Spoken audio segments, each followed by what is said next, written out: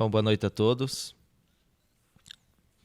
Estou eu mais uma vez aqui para fazer uma pequena palestra para vocês. E hoje o tema vai ser a importância da devoção ao Imaculado Coração de Maria. Uma devoção que muitas vezes ela passa esquecida, desapercebida. A gente vê muito ela sendo feita pelas velhinhas das paróquias e tal, ainda que tenha um pouco desta devoção, mas a gente vê ela muito pouca entre os jovens e principalmente entre os homens, né? E muito se apega às vezes à devoção do Sagrado Coração de Jesus e esquece dessa devoção tão importante. E eu quero falar um pouco sobre ela no dia de hoje. No antigo ordo, mais conhecido como Tridentino, se comemorava a festa do Imaculado Coração de Maria sempre no dia 22 de agosto. Já no Novus Ordo, isso mudou.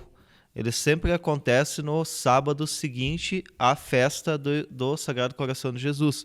Por exemplo, este ano, a festa do Sagrado Coração de Jesus aconteceu no dia 18 de junho, e a festa do Imaculado Coração de Maria no dia 19. Então, houve essa mudança, né? Enquanto antigamente já tinha uma data fixa, né? Muita gente até usava essa data para fazer consagrações a Nossa Senhora e tal, e hoje, como ela ficou um pouco mais variável, às vezes ela passa até um pouco desapercebida. E como que nasceu esta festa e essa devoção? É uma das grandes perguntas. Muitas vezes as pessoas fazem a festa, a devoção, mas não sabem a sua origem. E a sua origem está diretamente ligada às aparições de Fátima. Foi em Fátima que se deu a origem a essa devoção. Para não dizer mais a fundo, o centro das aparições de Fátima é o Imaculado Coração de Maria. Então, às vezes nós se apegamos às outras mensagens, aos segredos que foram depois disseminados, mas o centro da aparição é o Imaculado Coração de Maria. E isso que eu quero explicar um pouquinho para vocês mais à frente. Hoje, o que nós temos mais forte da devoção ao Imaculado Coração de Maria está ligado às aparições, às reparações dos primeiros 5 sábados. É muito popular. A gente vê muita gente falando, vamos fazer as reparações dos primeiros 5 sábados, as ofensas e sacrilégios ao Imaculado Coração de Maria, em reparação ao Imaculado Coração de Maria. Mas esquece de se aprofundar e averiguar mais a fundo o que é essa devoção, o porquê dessa devoção ao Imaculado Coração de Maria. Então, hoje é bem simples, né? As pessoas vão no sábado, fazem a reparação e depois fazem os 15 minutos de meditação nos mistérios do Rosário, que é pedido, mas às vezes até esquecem de coisas importantíssimas, como, por exemplo, a confissão. Para essa reparação ser válida, a pessoa precisa estar confessada, em estado de graça. E eu já aproveito esse momento também para indicar este livro, Para Confessar Bem, de Santo Afonso Ligório. É fundamental para o entendimento da confissão, algo que hoje passa bastante despercebido. As pessoas não se aprofundam em como fazer uma boa confissão. Graças a Deus nós tivemos alguns padres trazendo um pouco mais à tona esse sacramento, como, por exemplo, o padre Leonardo Wagner, que acabou fazendo um curso para explicar como deve ser feita uma confissão. O padre Paulo Ricardo comentou algumas coisas também nesse sentido, né? Mas os padres, em geral, não falam mais da confissão. E, infelizmente, isso acaba fazendo com que as pessoas não tenham mais o conhecimento desse sacramento. Ou se tem, é muito superficial, não sabe a maneira correta de fazer e é por isso que eu indico, comprem esse livro. Ele é fundamental para que vocês aprofundem esse sacramento. Aprofundem, saibam como fazer uma boa confissão. Bom, essa devoção, ela não deveria ser uma devoção, digamos que, facultativa ao católico. Ela deveria ser meio que obrigatória, assim como a devoção ao Sagrado Coração de Jesus. Não só porque pelo fato de conseguir méritos, mas principalmente pelo fato de nós entregarmos e se sacrificarmos verdadeiramente por amor a Nosso Senhor Jesus Cristo, como eu vou falar mais à frente, que uma devoção está ligada à outra, como, por exemplo, como também para a devoção ao Imaculado Coração de Maria, o amor à Virgem Maria. Então, Nossa Senhora também vai falar que esse é um dos critérios muito fortes para você alcançar méritos para a sua salvação, assim como na devoção do Sagrado Coração de Jesus. Então, é por isso que nós temos que tornar ela algo assim meio que obrigatória na vida do católico. O católico tem que entender que é algo essencial, fundamental para encaminhar a sua salvação. Então, é por isso que eu trago a palavra mais correta, colocar nas mentes dos católicos que essa devoção, juntamente com a devoção do Sagrado Coração de Jesus, seja algo obrigatório. A igreja não obriga, mas tome isso como uma obrigação particular, individual, para si, porque os méritos que vêm junto com elas são importantíssimos para a salvação da sua alma. Mas, afinal, fica aquela pergunta: o que significa Imaculado Coração de Maria? Então, a gente vai tentar fazer uma breve explicação do que é, por exemplo, o coração. A gente vê muito se falar em coração, por exemplo, na Bíblia, né? Então, ou até mesmo nas aparições, da primeira aparição do Sagrado Coração de Jesus, também o próprio Cristo se apresenta a Santa Maria Margarida Alacoque com o coração à vista, né? Rodeado de espinhos, tomado de espinhos, encravados de espinhos, né? E é uma devoção também que vem com 12 promessas, assim como o de Maria também tem algumas promessas. Então, pegando um exemplo da Bíblia, nós vamos ver, por exemplo, São Paulo, na carta aos Filipenses, falando deste coração, né? Então, até vou ler aqui, eu até imprimi aqui acabei esquecendo de trazer a Bíblia, mas tendo entre vós os mesmos sentimentos que havia em Cristo Jesus. E então começa aquele famoso hino.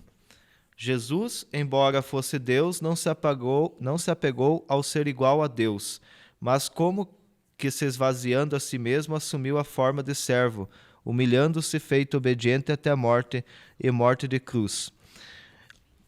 Aqui, Filipenses 2, 6, 8. Aqui nós pegamos assim, tende entre vós os mesmos sentimentos que havia em Cristo Jesus. É a tradução da Bíblia da Ave Maria que eu peguei. Algumas Bíblias anteriores trazia que escrito tende entre vós o mesmo coração que havia em Cristo Jesus. Então, isso é importante a gente pegar, porque nós estamos usando o termo sentimento nessa tradução, mas traduções trazem essa palavra, esse sentimento por coração. Então, o que São Paulo está dizendo ali aos Filipenses? Ele está, na verdade, exaltando aqueles cristãos ali que se unam-se ao coração de Jesus, como se fosse um coração só, com os mesmos sentimentos e com o mesmo amor ao Pai. Então, quando nós vamos usar o termo coração, nós temos que entender que, juntamente com essa palavra, vai estar ligado o amor, o sentimento e a vontade. Então, é uma união em vontade. Então, isso precisa ficar bem claro. Então, toda vida que nós escutamos a palavra coração na Bíblia, muitas vezes nós fazemos um pouco de confusão com a linguagem moderna de hoje. A linguagem moderna hoje trata o coração como algo mais carnal, mais levado à paixão, aquele sentimentalismo das potências baixas, mais concupiscente. Então tem que tomar um pouco de cuidado. E é por isso que eu quis trazer essa passagem, porque aqui nós não estamos falando nesse sentido baixo das potências, estamos falando das potências superiores, das potências da alma, do inteligível, da vontade. Então, é preciso que fique bem claro isso, porque senão nós vamos fazer uma confusão. Maria, por exemplo, ela não tinha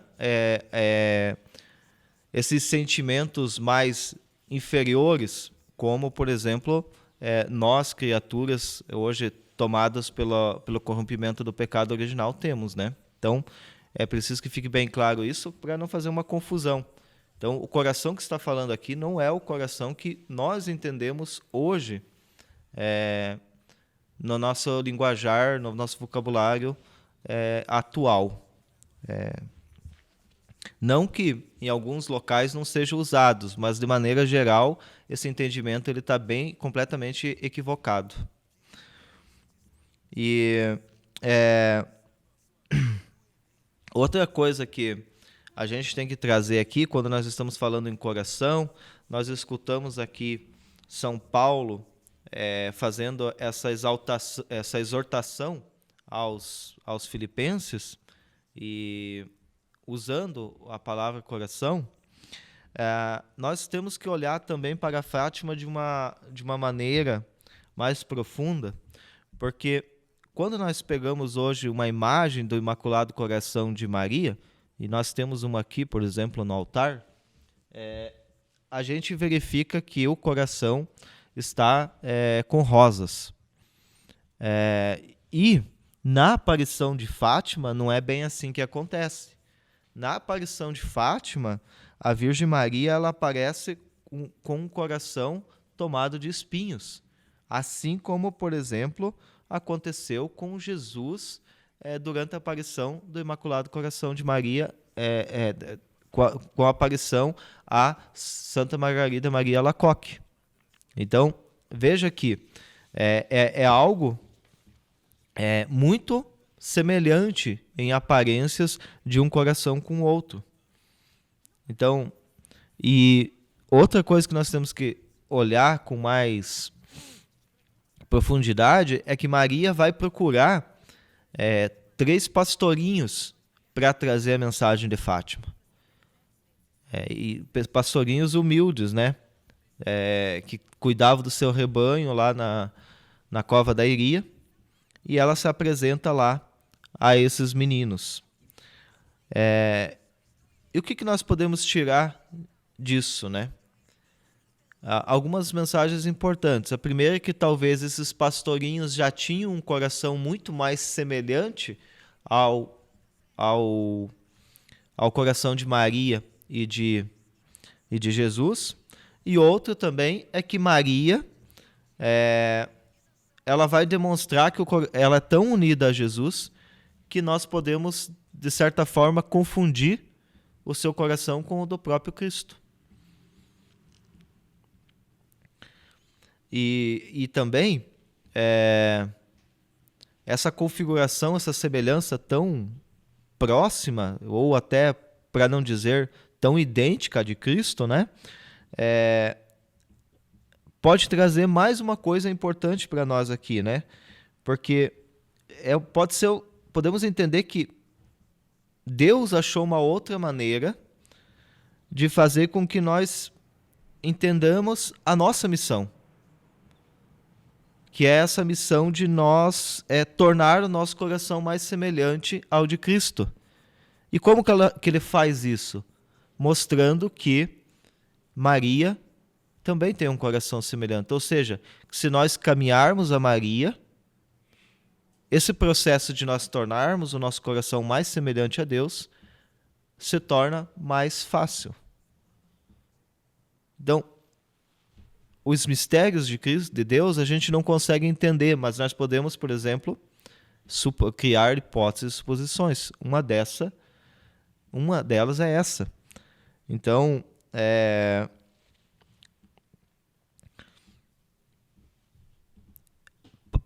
Fátima passa a ser uma espécie de um convite a todos os homens, para mortais pecadores, a buscar essa semelhança de coração. E se está difícil indo direto a Cristo, talvez com a ajuda de Maria isso se torne mais fácil. Na prática, o que ele quer é que nós se una o mais intimamente possível com o seu coração. E nós podemos nos utilizar de Maria para isso, da sua ajuda, né? Como a nossa mãe, nossa corredentora. Uma coisa interessante, né, que muitas vezes passa despercebido também, antigamente se pregava muito dentro da igreja, né? Estou abrindo um aspas aqui só para não perder um pouco o foco. Quando nós recebíamos a comunhão dentro da igreja, era muito padrão e normal durante aqueles minutos ali que nós temos ali até o fim da missa, rezar aquela oração, Alma de Cristo santificai-me, que é algo que hoje, por exemplo, está bem perdido, né? Bem esquecido, né? Não se fala mais.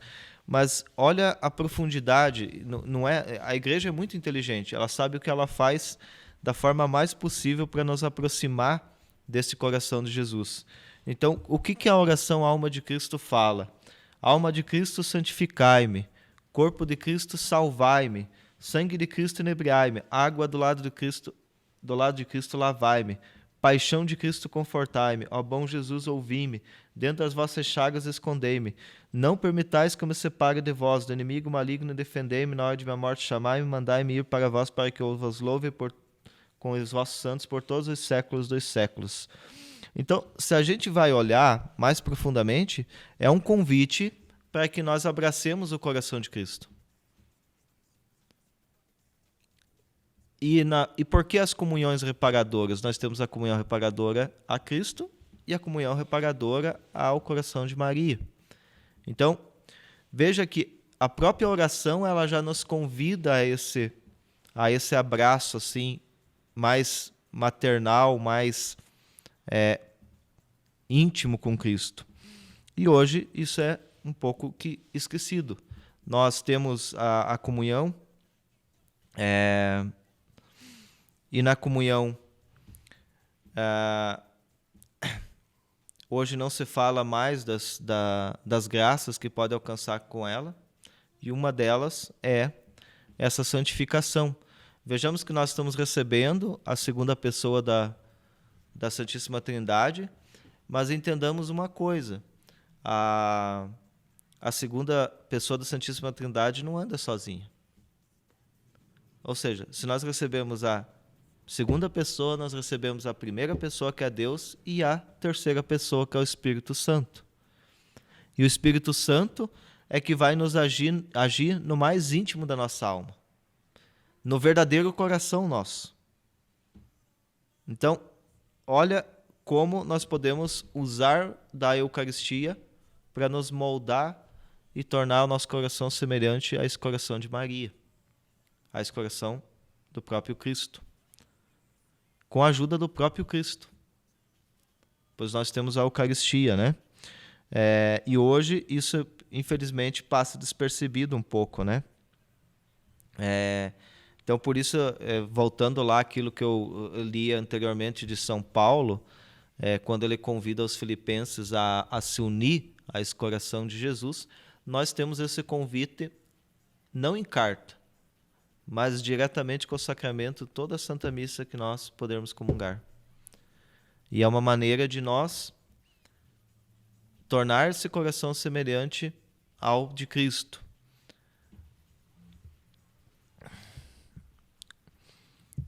Então, é interessante nós vermos e voltar um pouquinho, porque na própria carta São Paulo vai falar de que o Jesus Cristo, ele se dá na condição de homem, se torna servo do seu Pai por obediência e morre por amor aos homens. Então, esse coração semelhante, ele é um coração que está disposto a morrer pelos homens. E quando nós olhamos esse coração de Cristo, que está disposto a morrer pelos homens, quando nós olhamos para isso, nos dá um certo medo, um certo receio, porque, na prática, muitas vezes nós nos perguntamos assim, mas essa vida de cristão, de quem quer realmente seguir a Cristo, não vai terminar num lugar bom, não. Talvez eu vou ter que morrer por Cristo. Talvez eu vou ter que virar um mártir. Talvez eu vou ser perseguido. Talvez a sociedade em geral vai me punir por isso. E nós nos pegamos num certo medo, desespero. E aí, o Imaculado Coração de Maria, como muito sabiamente Deus o fez, entregou ali Maria com o seu Imaculado Coração para demonstrar que nós não estamos sozinhos nessa luta. Que nós vamos ter ali Maria como a nossa protetora, a nossa defensora, a nossa consoladora nos momentos mais difíceis. E Maria, com essa ternura que ela tem, ela vai nos conquistar. Ela vai mostrar que nós não precisamos ter medo dessa caminhada.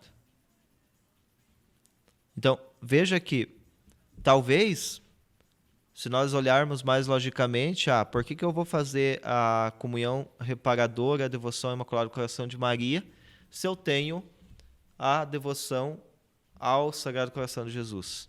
Mas olha como é fundamental que nós também olhamos para essa devoção e façamos, pois ela nos dá todo esse auxílio para que nós tenhamos as fortalezas necessárias e também os consolos necessários para enfrentar essa jornada nossa de católico.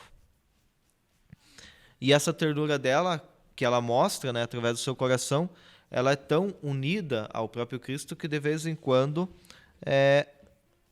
faz-nos querer tornar-se igual ao coração de Maria. Aquela pessoa doce, delicada, mãe, que está ali só para ajudar os seus filhos. Então, isso vai atrair nós com mais força ao coração de Jesus. Porque nenhuma criatura na terra se esvaziou tanto de si mesma por amor a alguém, para se tornar escrava do Senhor, para se unir a esse amor de forma tão profunda a Deus.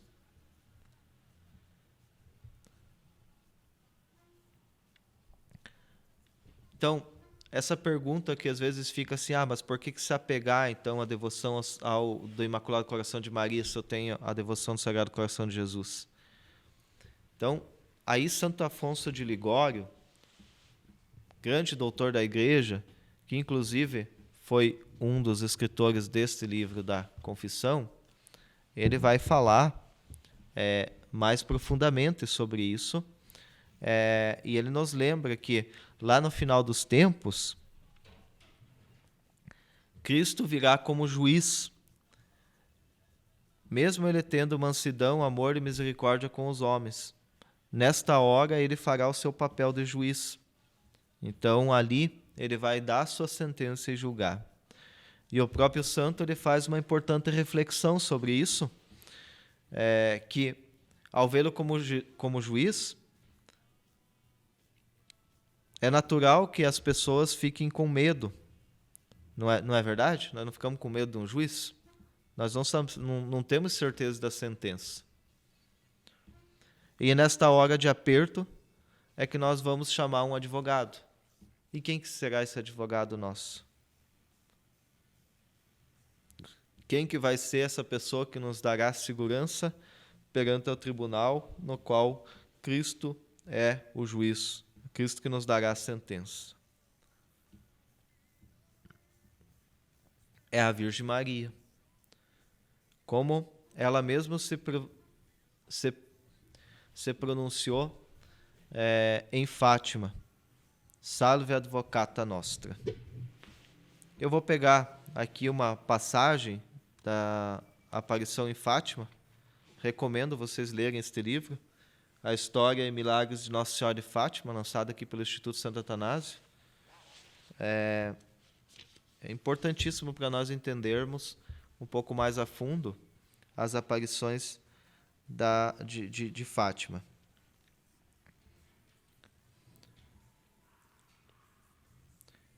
Então, no diálogo com a Virgem Maria vai falar para a irmã Lúcia, né? Quero que venhas aqui no dia 13 do próximo mês. Isso nós estamos falando da segunda aparição. Que rezes o terço todo dia e aprenda a ler. Mais tarde direi o que quero. Então, Lúcia pede a cura para uma pessoa doente. Maria vai deixar muito bem claro que se converter, ficará curada ainda este ano. Eu queria pedir-lhe para nos levar para o céu, continuou a irmã Lúcia. Aí a Virgem Maria vai responder, sim, levarei, em breve Jacinta e Francisco para o céu. E tu, Lúcia, ficarás aqui mais algum tempo. Jesus quer servir-se de ti para me fazer conhecer e amar. Ele quer estabelecer no mundo a devoção ao meu imaculado coração. Aí a irmã Lúcia fica assustada, sozinha, né? Ela vai perguntar, eu fico aqui, sozinha? Não, filha, responde a Virgem Maria. E sofres muito com isso? Eu nunca te deixarei. O meu imaculado coração será o teu refúgio e caminho que te conduzirá até Deus.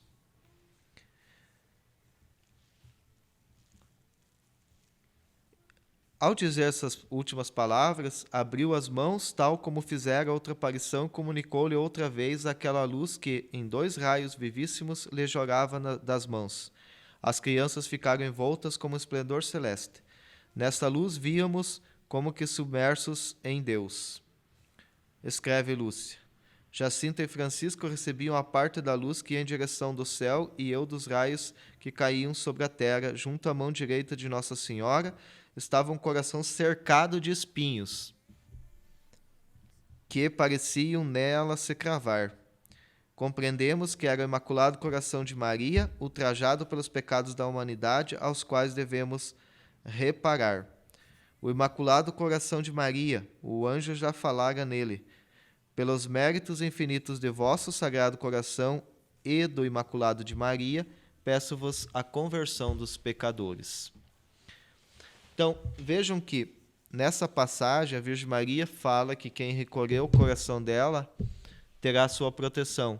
E ao mesmo tempo, na aparição do anjo, que aconteceu um pouco antes, o anjo já fala que o Imaculado Coração de Maria seria fundamental para a conversão dos pecadores.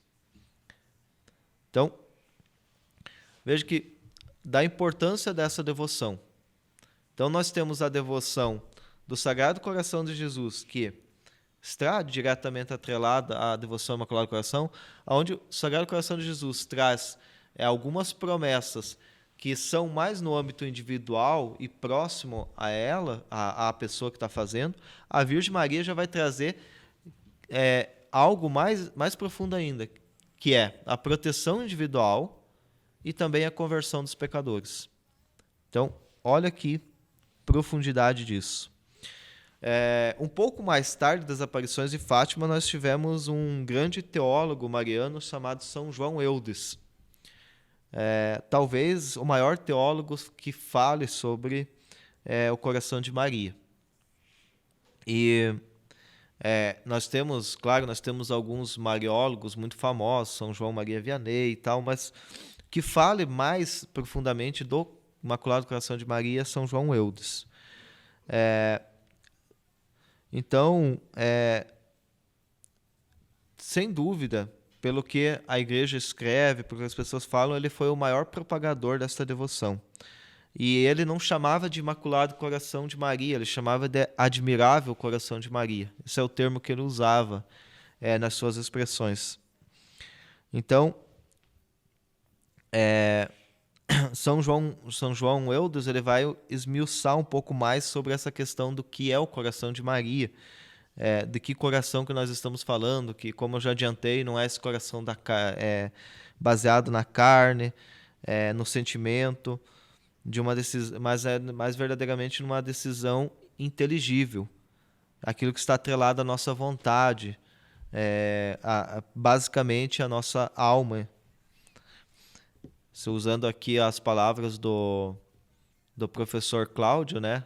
Tá no nosso psique e no nosso pneuma, né? Então,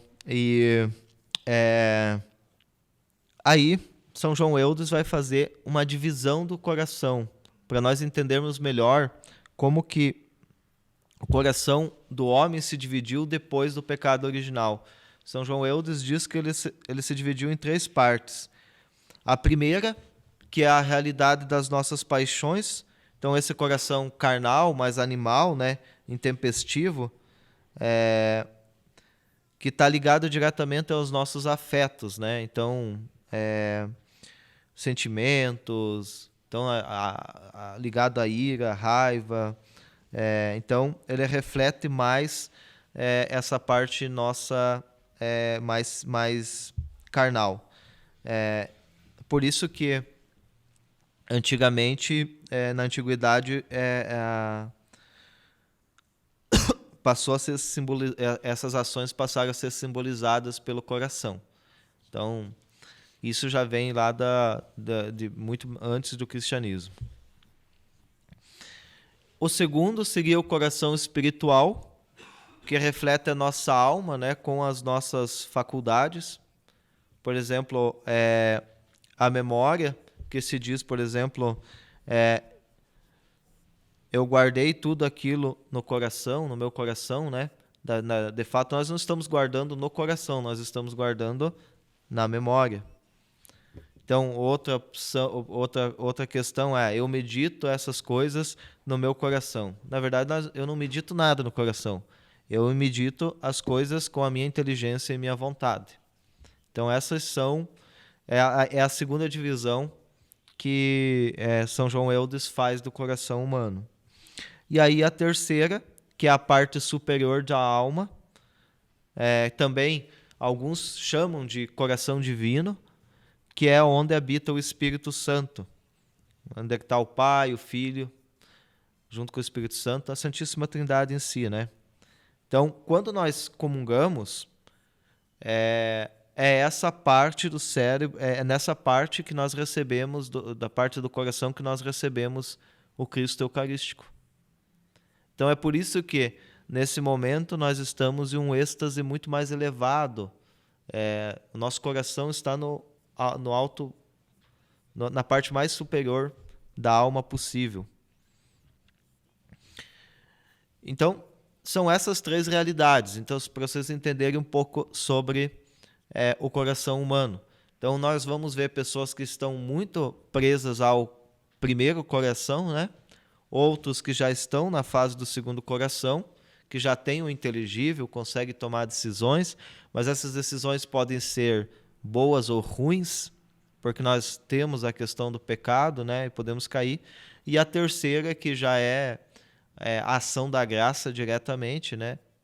Aí nós já conseguimos, pela graça, né, tomar decisões muito mais próximas de Deus, semelhantes ao coração de Jesus, semelhantes ao coração de Maria. Tá, e por que eu disse tudo isso? Porque aqui nós vamos entender o básico. Maria não tinha esses 3 corações. Maria tinha um só coração. Esses 3 eram um só e eram dominados pelo terceiro.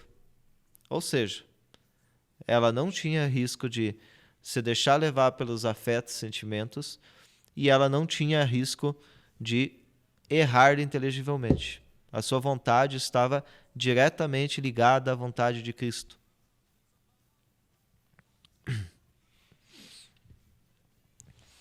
Aí muitas pessoas podem perguntar, mas por que tu falou sobre o coração do homem, falou o coração do homem. Se nós estamos falando da vida interior de Maria, por que nós ficar falando, citando isso dentro de uma palestra? A vida interior de Maria é de Maria, a vida interior do João é do João. Mas isso é fundamental, porque para nós entendermos o básico, né? Da realidade nossa, de homem, e da realidade de Maria. Então, para isso nós vamos entender o porquê que Maria está ligada, tão unida a Cristo, que o seu coração, quando os pastorinhos olham para aquele coração, verem o próprio coração de Cristo.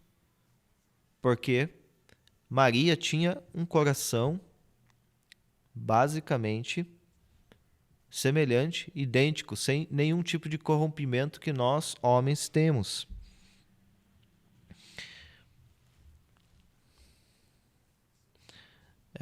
E para nós entendermos uma coisa, quando nós fazemos um ato religioso, esse ato ele tem que terminar em Deus.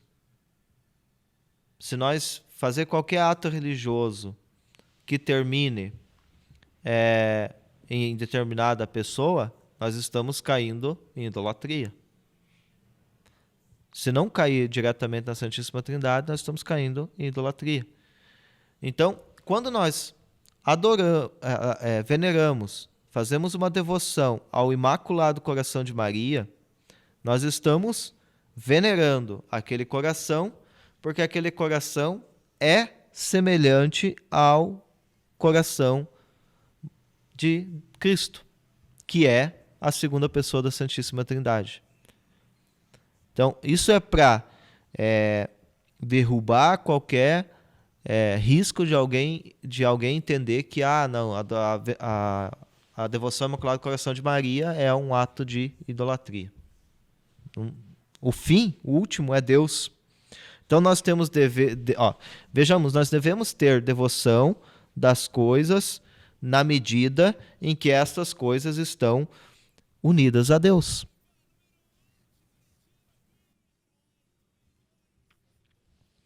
Então, quanto mais uma coisa está unida a Deus, mais nós devemos ter devoção a ela. Isso é uma regra geral, serve para qualquer coisa. É por isso que nós veneramos santos. Porque esses santos, eles estão, de uma certa forma, unidas mais a Deus. Então, a nossa admiração àquele santo que está mais próximo a Deus deve ser maior. Eu devo admirar mais uma pessoa que está próxima a Deus. Assim como eu devo admirar menos uma pessoa que está mais afastada de Deus. É uma regra geral. As duas coisas estão separadas, né? Então, para o protestante, você ou olha para Deus, ou não olha para nada. Ou você adora a Deus, ou você está adorando a criatura. Mais ou menos assim. Então, se você tem uma certa admiração por um santo, você está adorando a criatura.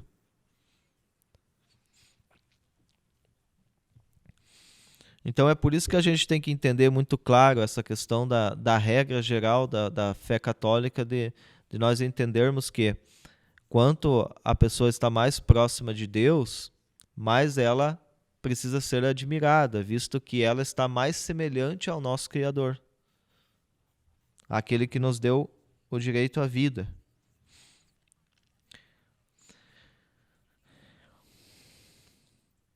Então, é por isso que, se a gente for voltar um pouquinho para a lei da criação, na lei da criação a gente vai ver com mais claridade que as realidades ela tem espécies de hierarquias, né? Então, isso vai fazer toda a diferença, né? Para que nós entendamos, de fato, que um São José ele tem uma maior proximidade com Deus, com Cristo, do que um Santo Antônio. Vou pegar o exemplo. Porque São José esteve com Cristo muito mais próximo. Então ele tem uma hierarquia, assim como no céu tem a hierarquia dos anjos, serafins, arcanjos e anjos. Então, nós devemos ter uma maior admiração para os serafins que estão mais próximos do que para os anjos, porque eles estão mais próximos a Deus. Então, é dessa forma que nós também entendemos a fé a nível terreno, quando nós olhamos para os santos que pisaram aqui nesta terra.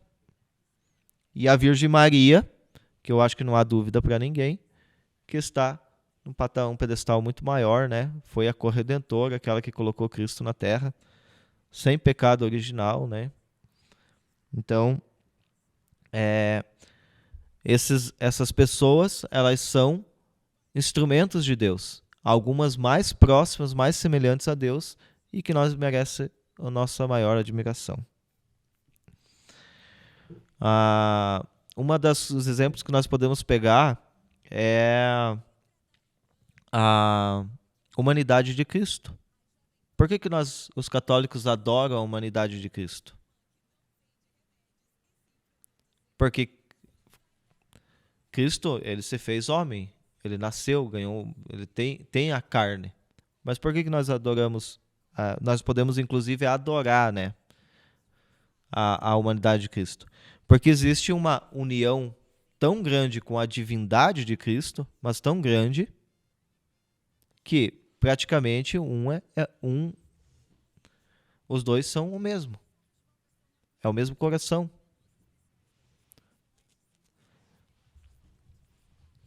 Por isso que na teologia católica nós chamamos isso de união hipostática, né? Que é a maior união que é possível existir. Não existe união maior que essa. É impossível.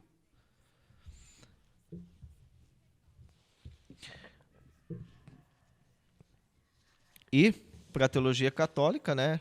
Para os católicos, eu acho que isso não há dúvida nem se tiver um pouco de juízo na cabeça, não há dúvida isso nem fora do âmbito católico, que Maria tem um grau muito maior no céu, né? Acho que isso não há, a não ser que você não tenha o juízo, uma ordem muito legal assim para criar argumentos dentro da cabeça de forma séria para chegar a essa conclusão. Então, vejamos o seguinte: se nós entendemos que não existe ninguém maior que Maria no céu, com exceção de Jesus Cristo na segunda pessoa, que é a Santíssima Trindade. Então, objeto maior de admiração é a Virgem Maria. Não tem como ser outro. Portanto, ela deve ser também, depois de Jesus, o maior objeto de devoção pelas criaturas terrenas.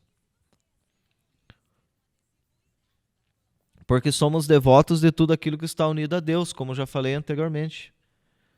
Porque Ele nos levou, porque elas nos levam, na verdade, porque elas nos levam de maneira mais fáceis a Deus.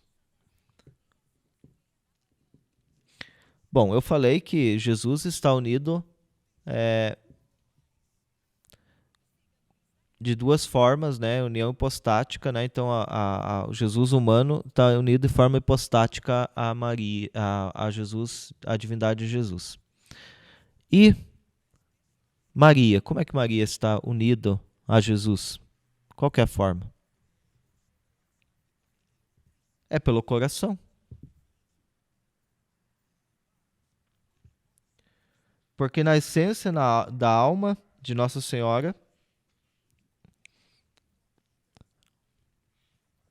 foram derramadas todas as graças de forma que ela está unida em poder, pelo poder do Espírito Santo a seu Filho. E essa união se dá pelo coração. Vejam bem, olha que interessante. São Paulo não conheceu Jesus no campo terreno. Maria também não. Aí, São Paulo, na carta aos Gálatas, ele vai dizer: não sou eu que vivo, mas Cristo que vive em mim. Se São Paulo pode dizer isso, o que diria, o que Maria diria sobre Cristo?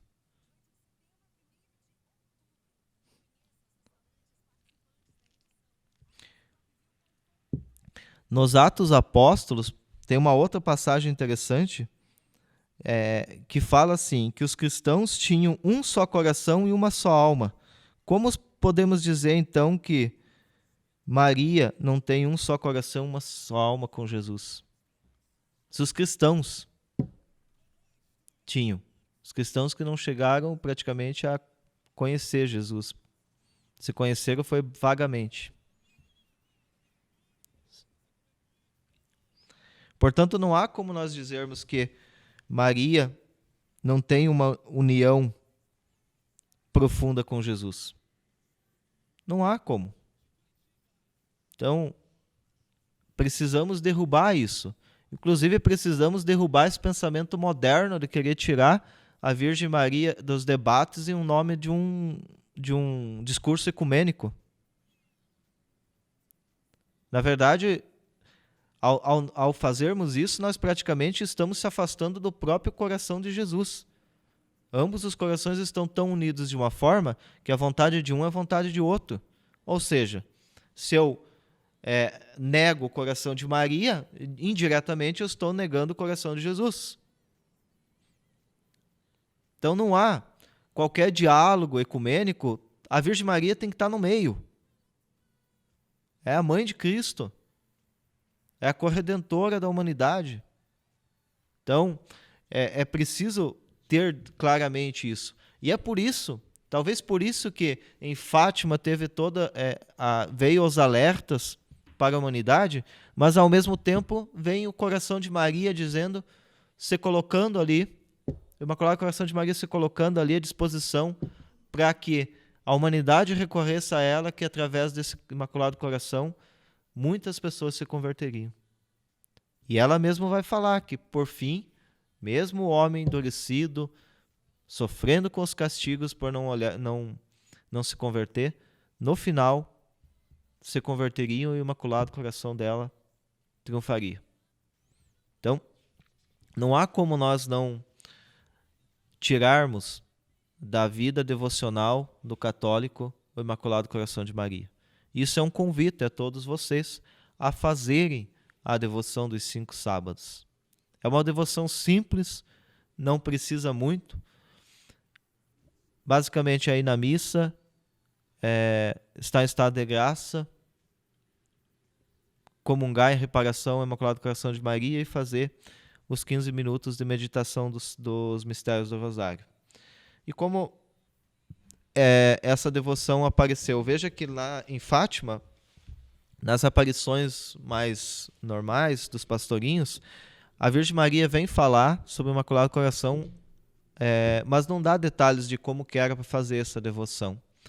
Então, no dia 10 de dezembro de 1925, Nossa Senhora aparece a irmã Lúcia junto com o menino Jesus. E lá nessa aparição, ela ensina a prática dos 5 primeiros sábados, em desagravo às ofensas cometidas contra a sua dignidade. Parece que Nossa Senhora estava adivinhando, né, que com o passar do tempo iriam atacar mais ela ainda, né? Então, para entender por que se deve desagravar o coração de Maria, é preciso entender a gravidade da ofensa da dignidade da pessoa que se ofende, né? Então, um exemplo se a gente pegar os mandamentos, nós temos, o decálogo tem uma ordem de gravidade, que hoje as pessoas passam a borracha em cima e querem dizer que tudo é a mesma coisa, tudo é igual. Se você faz o 10º, é a mesma coisa que fazer o primeiro, e vice-versa. Isso é tão interessante que, eu vou abrir um aspas aqui, né? A próxima palestra minha, vai ter ainda uma do catecismo, mas daí a próxima palestra minha vai ser sobre Garabandal. E em Garabandal é interessante que Nossa Senhora vem alertar a questão de... Garabandal não, La Salette. Estou fazendo confusão aqui, estou lendo 2 livros, dá nisso. La Salette, Nossa Senhora vem alertar sobre sobre a, a, as ofensas que estavam sendo feitas contra o dia do Senhor na França, né? E as maledicências que eram faladas contra Deus, as murmurações. Então nós estamos falando basicamente do segundo e terceiro mandamento. E por causa disso aconteceriam muitos castigos. Veja, outro exemplo que tem gravidade maior, por exemplo, é desonrar o pai e a mãe do que, por exemplo, sair falando mal de fulano. Então, existe uma ordem.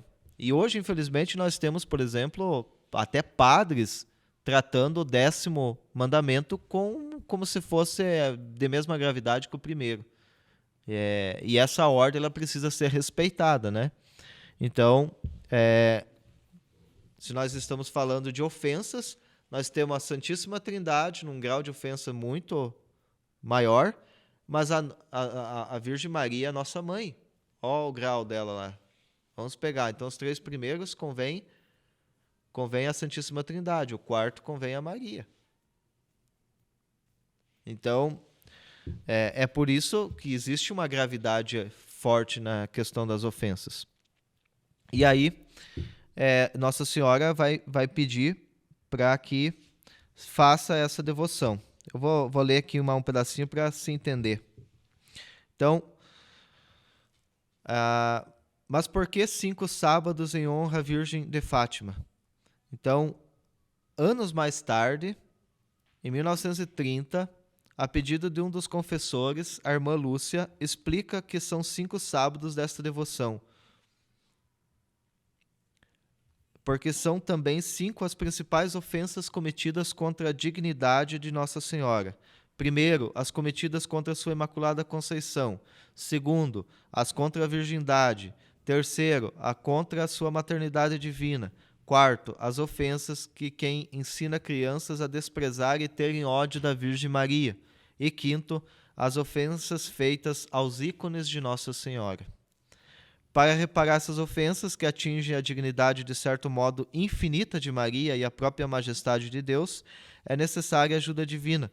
Por isso Nossa Senhora aparece à irmã Lúcia e lhe indica o que os homens devem fazer para desagravar o seu coração. Abre aspas, Nossa Senhora falando. Olha, minha filha, o meu coração cercado de espinho que os homens ingratos a todos os momentos me cravam com blasfêmias e ingratidões, tu ao menos vê de me consolar, diz que todos aqueles que durante 5 meses, ao primeiro sábado, se confessarem recebendo a Sagrada Comunhão, rezarem 1 terço e me fizerem os 15 minutos de companhia meditando nos 15 mistérios do Rosário com o fim de me desagravar, eu prometo assistir-lhes na hora da morte com todas as graças necessárias para a salvação dessas almas. Em outra ocasião, a irmã Lúcia apresentou a Jesus as dificuldades que tinham algumas almas em se confessar ao sábado e pediu para ser válida a confissão dos 8 dias. De 8 dias. Então Jesus responde: sim, pode ser de muito mais ainda, contanto que quando me receberem estejam em graça e que tenham a intenção de desagravar o Imaculado Coração de Maria. Ela perguntou: meu Jesus, as que se esquecerem de formar esta intenção? Jesus respondeu: podem formá-la na outra confissão seguinte, aproveitando a primeira ocasião que tiverem para se confessar. A Virgem Maria pede esse desagravo à humanidade, pois sabe o mal que é causado no mundo quando se ofende o seu Imaculado Coração de Maria. Vejam que é uma informação importante que também é preciso tomar cuidado a quem faz a devoção ao Sagrado Coração de Jesus, que é preciso ser feita uma confissão com aquele objetivo. Então, precisa ser feita uma confissão para fazer o desagravo do Imaculado Coração de Maria e é preciso fazer uma confissão para fazer a reparação ao Sagrado Coração de Jesus. Às vezes passa despercebido isso também por falta de informação, mas tem que ter a confissão com esse objetivo. Então, a princípio, nessa palestra, a ideia era isso. Eu queria convidar todos que estão assistindo aí, se já conhecem a devoção e não têm a profundidade, comecem a fazer. Se não fizeram, é uma importante ferramenta para a salvação e, consequentemente, vem as promessas da Virgem Maria para a salvação da sua alma, mas também para a conversão da própria humanidade, né? Então, é essa a mensagem que eu quero dizer. Eu acho que nós, católicos, precisamos enfatizar essas duas devoções, a do Sagrado Coração de Jesus e do Imaculado Coração de Maria, tanto que o nosso apostolado tem no brasão as duas devoções e procuramos fazer todas elas com o objetivo de estar corroborando aí pela salvação das almas, salvação das nossas próprias almas e das almas do mundo inteiro. Era isso, pessoal.